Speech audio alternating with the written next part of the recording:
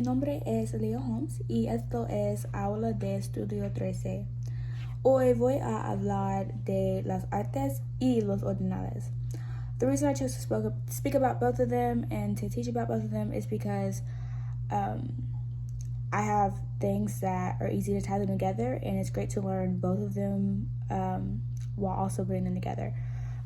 So with the arts, there's so many different art forms around the world, whether that be in acting, in painting, in directing, being an architect. There's so many different forms.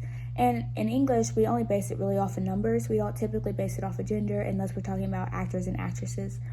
But when we get to Spanish, we also base it off of number and gender. So we have el pintor, la pintora, el actor, la actriz, el director, la directora. So we do base it off that.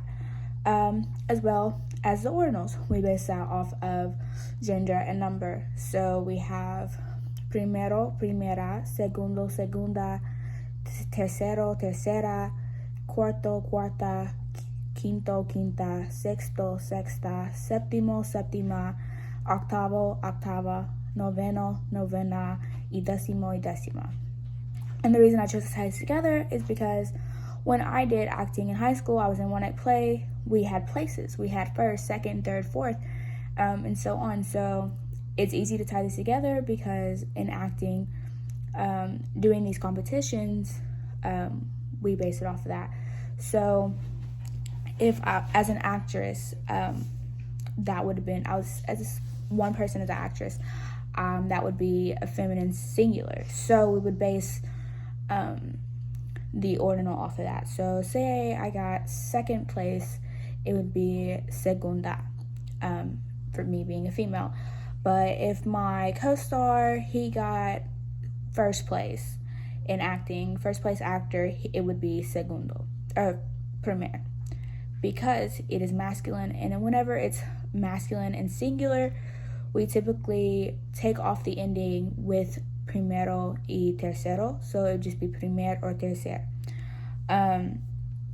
With that being said, ordinals usually accompany a noun, and in that case is going to be an adjective.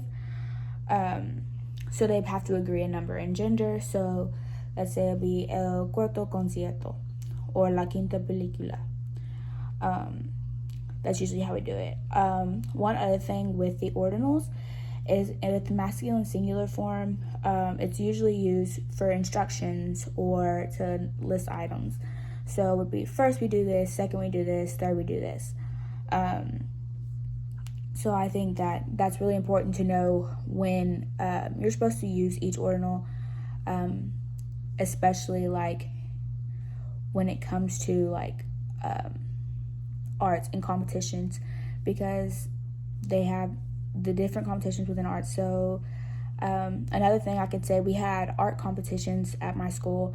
My cousin, she got first place, so it's a girl, singular, so it would have been primera.